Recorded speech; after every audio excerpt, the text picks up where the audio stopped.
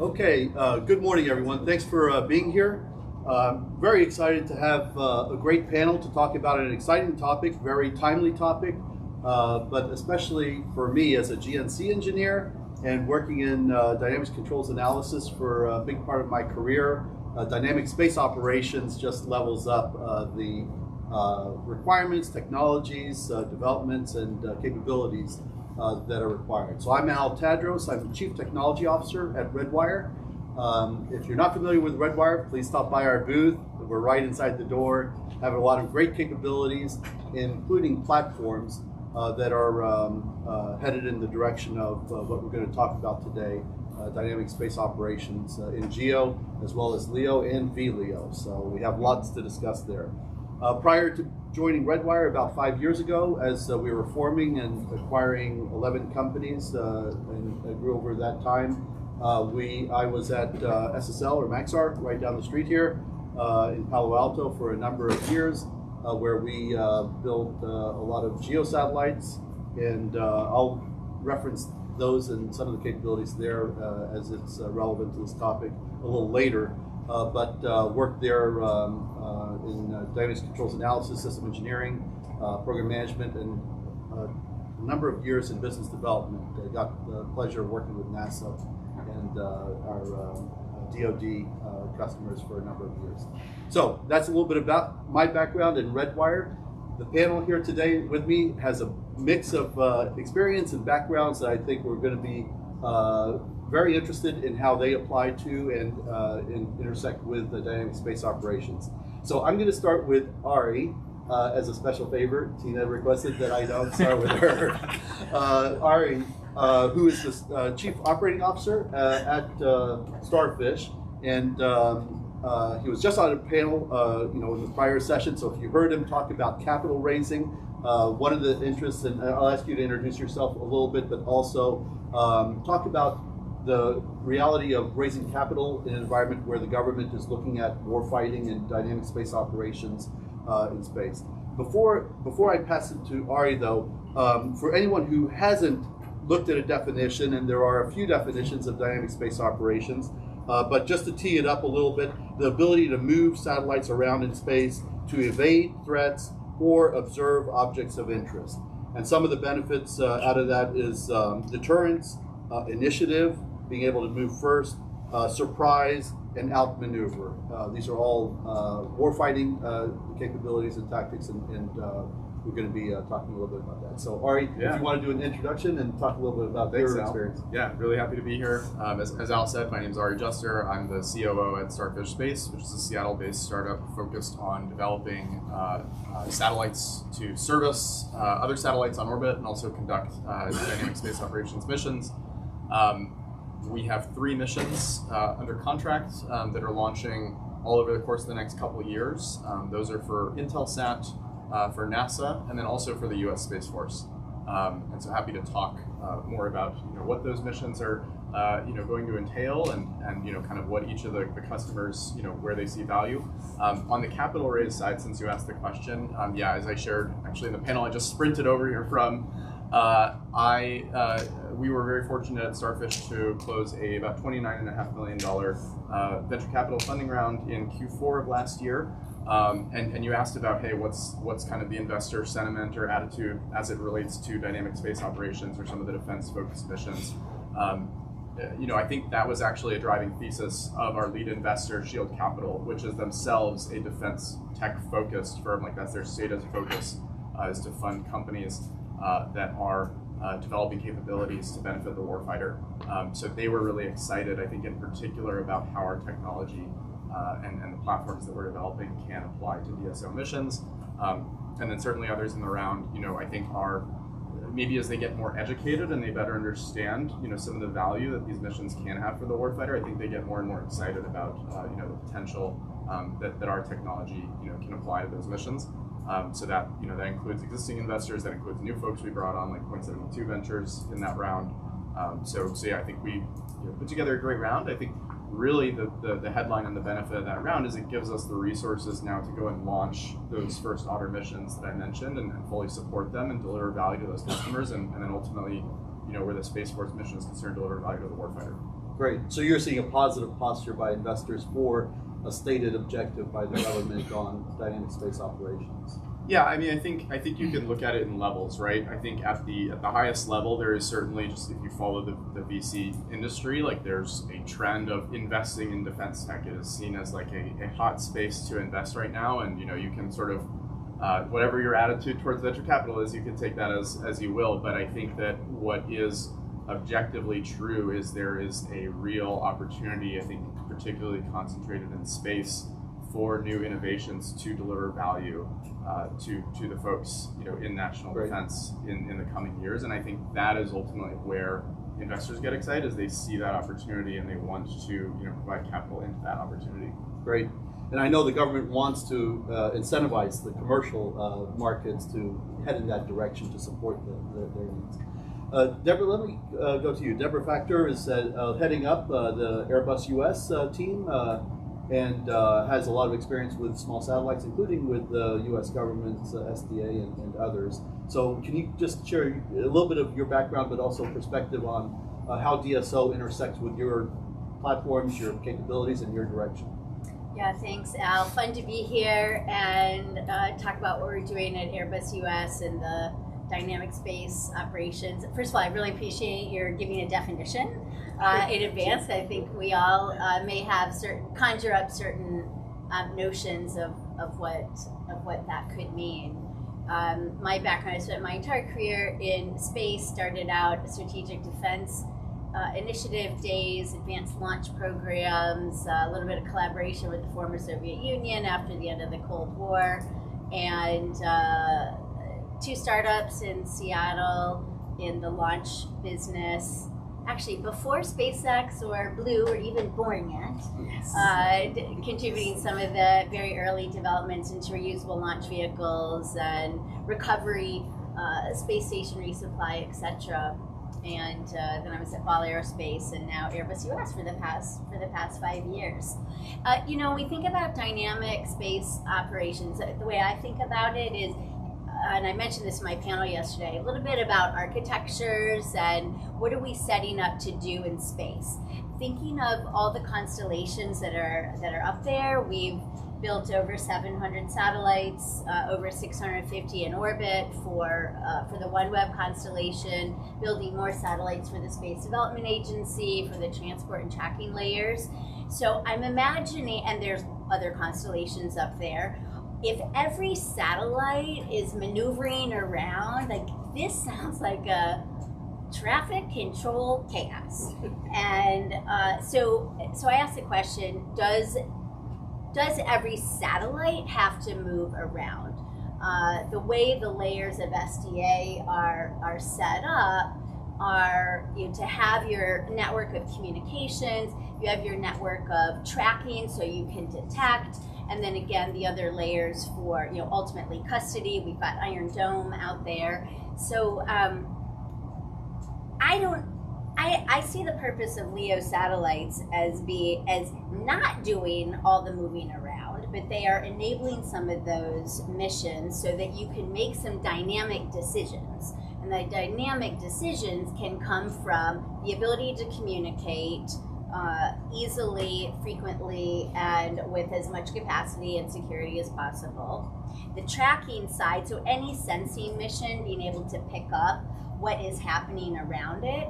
Payloads can move around. You can have tip and queuing. So you pick up something and maybe that satellite is the one doing the tipping and queuing, or it's telling another satellite to do the tipping and queuing. So I really think more about the architecture, the decision making, because as we get into, we talk about space as a warfighting domain and the threats we have. It's really reminiscent to me of the early, again, going back to Strategic Defense Initiative days, things like Brilliant Eyes, Brilliant Pebbles, which frankly are like what the SDA is doing now, and how we make decisions, who's going to make those decisions, and what do we actually do with the information that comes from what we detect in space, whether it's looking down, around, up, etc. So that would be my premise. Great.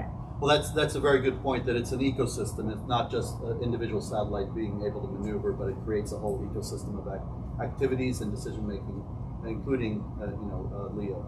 So Dean, let me go to you. Dean Bellamy is Executive Vice President for National Security Space at Redwire.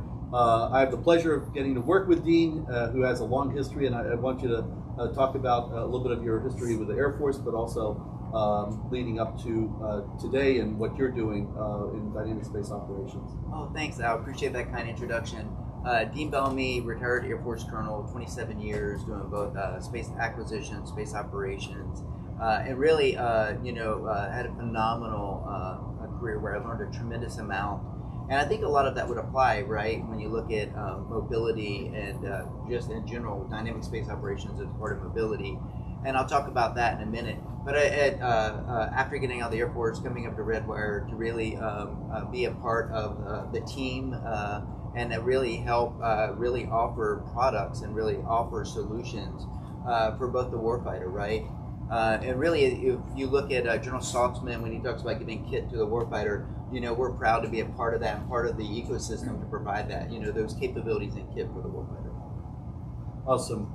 Can you talk a little bit about, is there any equivalent, maybe start with that, to what the Space Force might be going through as we go into more dynamic operation? Is that something that you've thought about? I have thought about it. So, I had the pleasure of attending Airwork College in residence in 2014. I was part of the Grand Strategy team. And if you go back to the history of warfare, I think mobility has been the decisive factor for all victories that we've seen in warfare. Going back to the Second Punic War with Hannibal and Carthage when they were actually defeating Rome. And you can even go to the 1500s when you saw Queen Elizabeth when she defeated the mighty, Spanish Armada. And you can go to even more modern warfare, even in World War II, when you saw the Blitzkrieg and other things with mobility. And so when I look at what I think we will look at moving forward, like 2025 forward, when I look at your definition, I would add a couple of things to it. I would add speed of decision making is going to be key, and I think the what industry can offer as part of the kit is more autonomy, more AI on board, because I think the decision making and the time frames for decision making, you're going to have to look at how we can offer greater speed of decision making for mobility in space. Yeah, that's great. So before I come back to Tina, I wanted to just share a little perspective as I was thinking about this panel. So as I mentioned, I was a GNC engineer at Maxar, and if you haven't worked in the commercial geo market before, geo satellites are actually launched with 50% of their mass being byproduct. So a 3,000 to 9,000 kilogram satellite is loaded up like an upper stage of a rocket because they regularly go from GTO to GEO, using up 1.5 to 2 kilometers a second of delta V. So this is a lot of propellant that is designed into the spacecraft, raises the orbit, and then used for station keeping for the rest of its maneuvering life, because being in GEO is not a passive activity. It actually requires a lot of work to keep from being an inclined or ablated orbit. So there is already a significant amount of capability that's built into platforms that have been flying many years. In addition to the ecosystem discussion, the 300 or so GEO satellites that are up there, there's actually about 10% every year that are being maneuvered into new locations.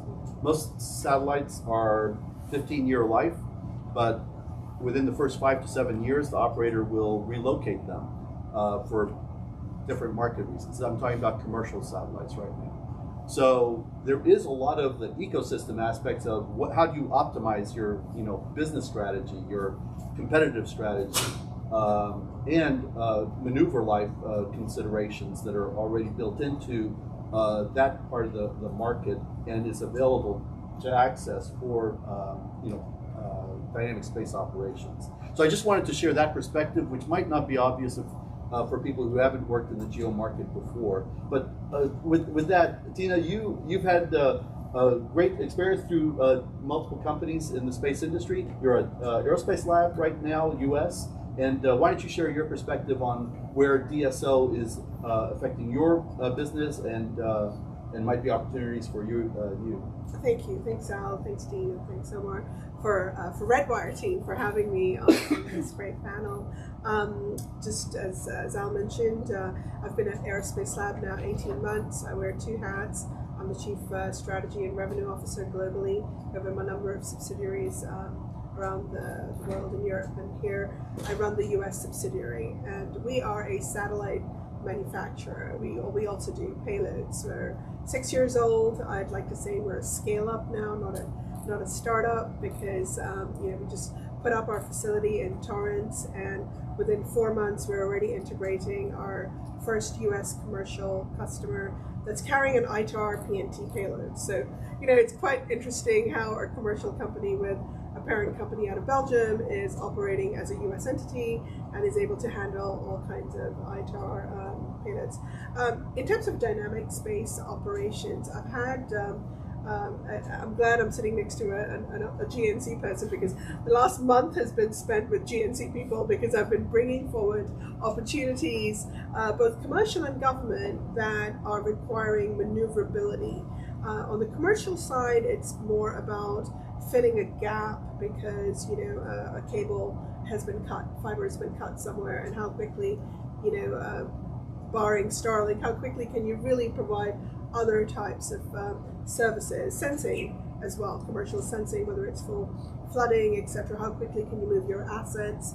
And that requires a type of vehicle, a platform, a bus, a satellite that is equipped with the right types of wheels, the right type of software that you can move. And my GNC team is telling me, like, software is always the last thing people think about, and then that kills you in the end, right? So we've been looking at all the things around, dynamic space operations from a commercial side to gap fill certain services. But from the U.S. government side, we tend to work through different, primes, or we're trying to look for opportunities where we can demonstrate the platforms. We have 8 in orbit right now that I would say about 75% of that platform is vertically integrated with product that we've created, and we continue this vertical integration. So I think from a dynamic space the definition, and thank you again for reading that out. For us, it's about looking at the applications that Ari's company wants to do for their end customer. And so we're an infrastructure play, we're not a service play, right? So we would go to Ari and say, hey, how can we help you achieve the mission of your customer? Or an operator comes to us and says, I'd like to launch a VHR constellation with this kind of resolution and revisit. But I might change my mind, and then I want to move the plane or do some other things. The other interesting thing we've been approached by is not just rapid maneuvering out of the way of the threat profile that we all know exists, but it's also to put some particular technologies and, when needed, interrupt their mission.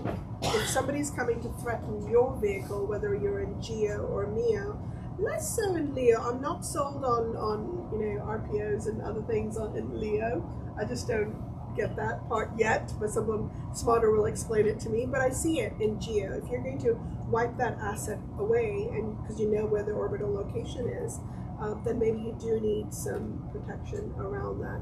In LEO, I'm not sure, because you can always put up some more assets off the light. But coming back to the commercial side, on the GEO world that we're also looking at from a micro GEO size of vehicle, we're not looking at 15-year lifetimes on those vehicles. We're looking at, some customers have come to us with 3 to 5 years, and that was unheard of in the GEO realm of things. But moving those assets around require a lot of regulatory approval, because you have to have the ITU filing. So what I'm curious about, outside of the tech, because we live and breathe tech all day long, is the regulatory aspect of dynamic space operations, especially in GEO and the frequencies you're operating in. Are we even looking at that? Every time you want to drop your orbit, you have to file with the FCC. Like, I want to operate in this orbit, I'm going down 100 kilometers, you have to file. So how dynamic can we be? That's a very good question, and a lot of people talk about refueling in space, Yeah. or doing this and that. but as you approach another satellite, and it may even be operating while you're approaching it and servicing it, spectrum interference with its GNC systems, which are looking at the stars and the sun and so forth. There's a number of things that you have to consider. So this is your core business, right, Ari? So do you want to talk about what innovations we need or what concerns there are there? Yeah, maybe to build on a few points that various folks have made here. I think that maybe it's helpful to zoom out and ask, why does dynamic space operations even matter? Why is it worth investing in this capability? And I will call it a capability because I think that is actually the key word here. You talked about, wars being won in the past on logistics. I would argue that wars are also won on the side that has new and innovative capabilities. And you can point to the combination of those factors as creating a decisive advantage in most conflicts. And so for a large part of the 20th century, that was overwhelming air superiority that the U.S. had over anyone else that we were in conflict with. And ultimately that was the way that World War II was won, as we dominated the Luftwaffe and were able to actually maintain air superiority over Europe to cover a ground invasion. I think that really the concept of dynamic space operations to me is not just about augmenting the capabilities that we're already deploying into space, and will do so in the future in terms of some of the different layers that SDA is deploying, some of the other programs that we have on orbit.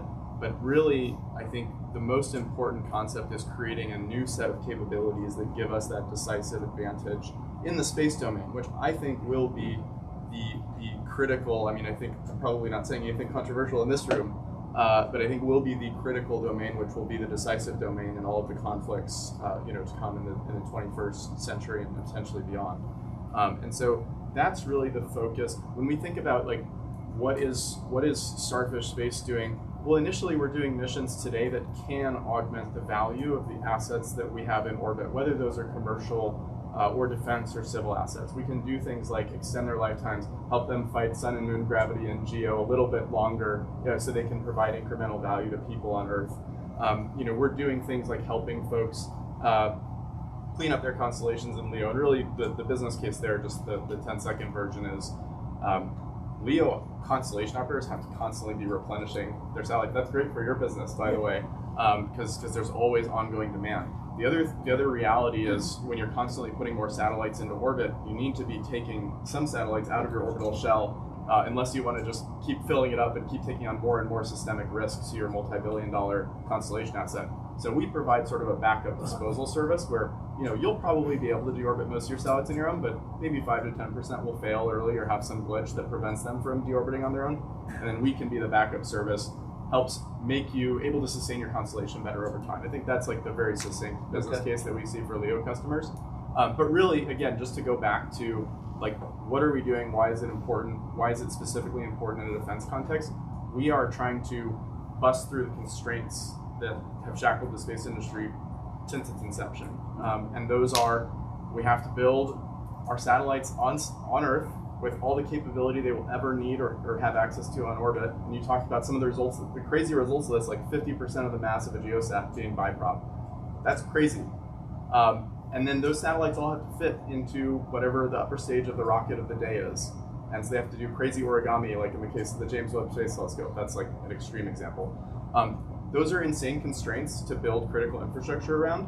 When you have interactivity on orbit, when you have the ability to safely and reliably and continuously have objects dock and operate in close proximity to one another, you bust through those constraints. So that's what, to me, again, and then that is also fundamentally a warfighting capability, and we can talk about some of the ways in which it is, but that is what we want to build, and that's kind of the stepping stone pathway that we're on with some of those initial missions, is we want to build that kind of interactivity layer that bust through some of those historical constraints. Yeah.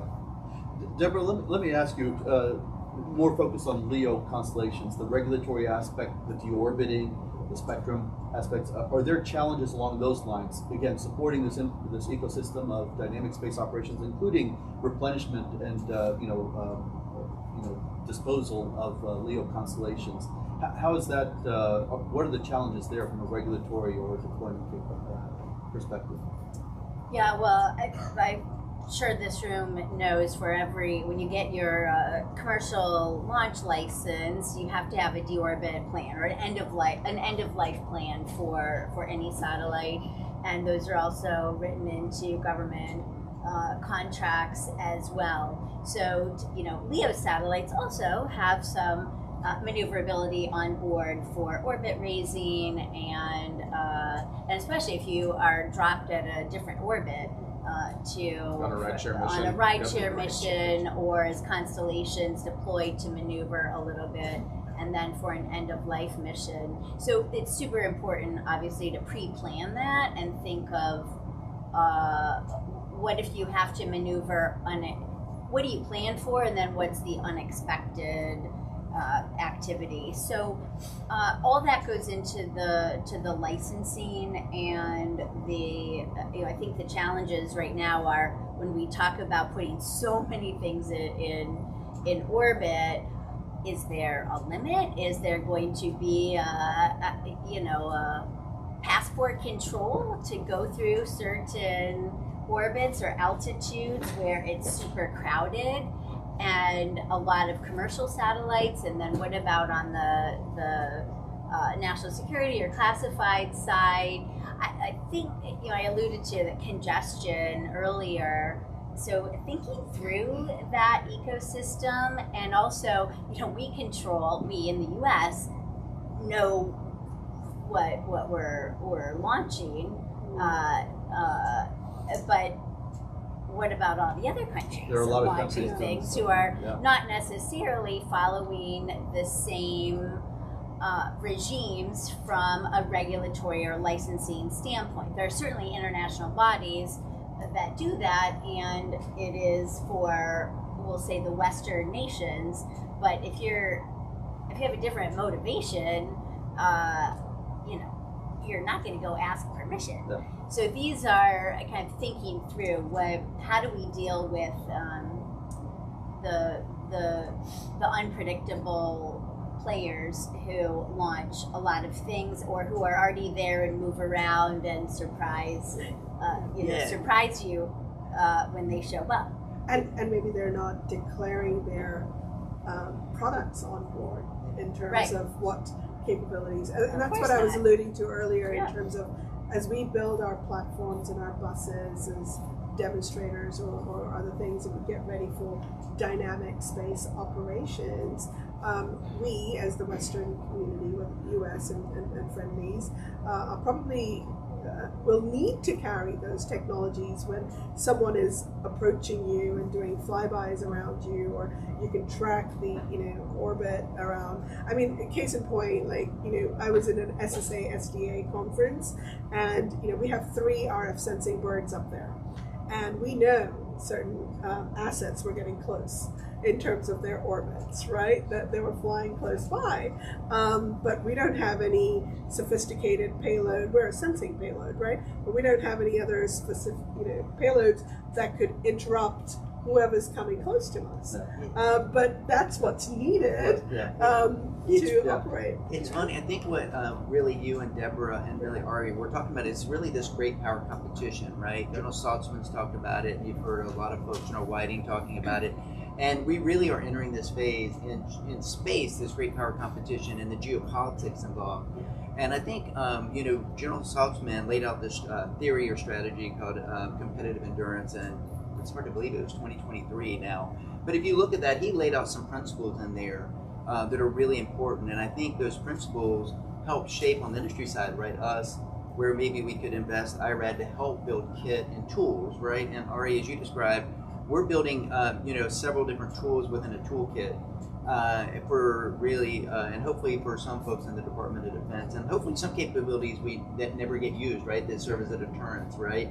But they may need to be used there in case war, hopefully, knock on wood, it never happens, but hopefully war never extends up into space. But if it did, that the soldiers, the sailors, the Marines, the airmen and guardians on the ground are still able to get the information that they need, right? So, Dean, I'd like to hear a little bit, because there are a lot of technologies beyond just more propellant and more maneuvering in order to have basically a warfighting capability in a spacecraft that might be jammed, might be blinded. might not have an operator who traditionally would give an authorization for a next step. So I want to hear that, but before, if there is an audience question, a burning audience question, I'm going to try to take one before Omar yanks me off the stage, but take a few seconds to talk about that. I think in general, right, what we've seen, and it really feels like it's happened since 2016, but we've seen really war, the idea of war fighting or war spaces, war fighting domain, right? We've seen that. And really what we've seen is what may be viewed, Tina, as you described, as maybe provocative, reckless behavior. And I really applaud, the Space Force and U.S. Space Command as they were looking at norms of behavior. So it's not perceived as the Wild Wild West, right? How you operate safely, how you operate, and put these norms in. So really, people aren't either misperceived of doing something inadvertent and things like that. And so I think we have to continue down that road, because what we don't want to see is some inadvertent mistake happen that could actually lead to higher escalation, right? Yeah.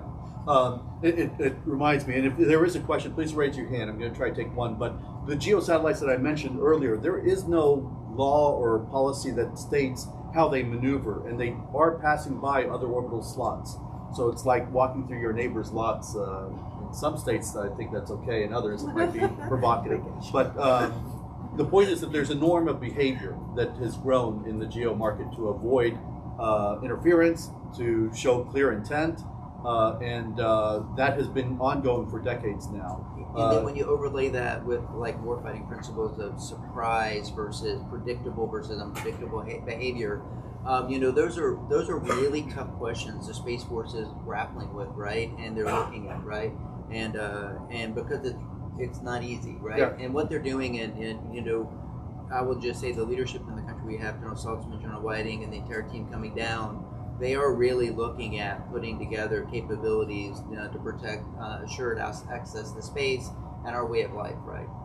Great. Do I have enough time to let it closing? Okay, take 30 seconds. Any final closing comments, Tina? In this case, I'm going to start with you, but any final thoughts on dynamic space operations or otherwise? I think as an industry, collaboration is key in terms of rapid deployment of innovative technologies. I think that's where we can help our government customers, even our commercial customers. When I first read the definition of dynamic space operation, I was thinking a fast launch, right? And then I was like, okay, well, we didn't touch on that today, but the ability to quickly deploy assets, right, into space, from launch to a satellite that's ready to go with the right sensor or the right comm equipment, but then also a protectionism mechanism of a technology that can blind, that can jam. I mean, I'm not advocating we all position all of that equipment on every bird, but I think we're going to have to start. I mean, we have security systems in our homes, right? What is a security system on a GEO bird today or a LEO bird today? Let's just ask that question. Yeah, that's a good point, and it goes back to the ecosystem, and it might become the norm that every satellite does have a local awareness of its environments and actions if it's called upon to defend itself. All right. I would just pick up on a key phrase, Tina, and what you said is quickly deploy. I think that we didn't really have time to talk about some of the maybe ancillary efforts within the DoD. Certainly you can point to like tactically responsive space, some of the work that Space Rapid Capabilities Office is doing, but I think it is very, very critical for us as a nation, for us as an industry to answer the call in the coming years to be rapidly deploying real capabilities into space rather than just sort of theorizing about them or making a lot of plans. Like, we need to get to the point where we are just regularly deploying assets into orbit that create value for our nation. We just can't have one Victus Nox or Hayes.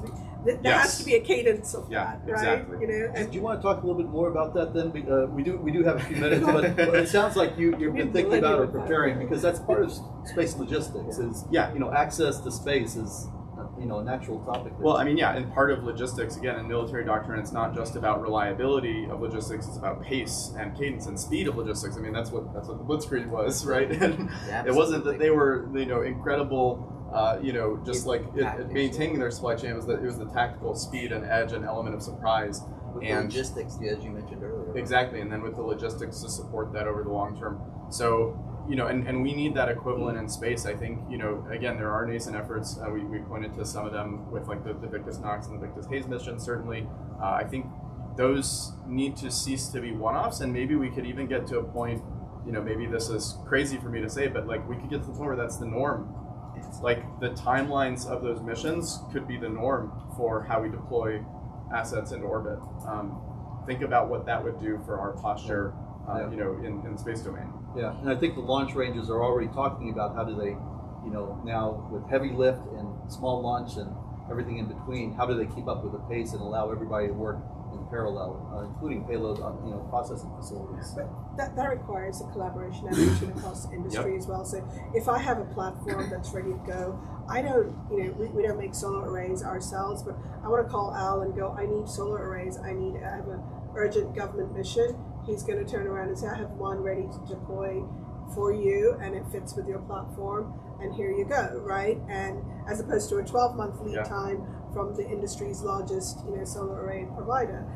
So I think the next step on the logistics is really going to be, okay, who has what assets that can put this platform, this vehicle, this maneuverability capability into space and has a launch vehicle available to go on. Did you catch Peter Beck's keynote yesterday? I didn't. So one of the things he said that Peter's gonna one of the things he said that really stuck with me is he said, I now tell my team, I want one of everything in stock. Yes. As a default. I want us to have like everything from, an Electron rocket down to a reaction wheel that we make. I want at all times one of everything in stock, so that we never have to say no to a customer, so that we can turn around and say, yes, we can give it to you tomorrow. And not long lead times. That's an incredibly powerful capability and mindset, and I think that's, it requires the requisite, investment as an industry, as a government, but I think that sort of shifting to that sort of mode of operations could have really powerful impacts for, again, just our posture in the space domain. Yeah, it moves us into the Amazon Prime era of satellites,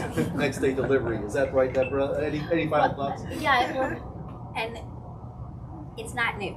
We talked a little, I mentioned earlier, 40 years ago, thinking of the innovations in strategic defense. Go back 20 years ago, DARPA Air Force program, Falcon Force Application Launch from CONUS, which is what became operationally responsive space, and was looking at how to change the equation of launch, air launch, that was one of my startups, and the ability to launch when and where you need to go, where you're not even relying on the fixed ground launch bases, but where you can maneuver and deploy from a C-17 cargo plane or a 747 or from the space station, and pre-positioning, thinking to your war analogies of where you position your stockpile. What do you stockpile? Where can you put it?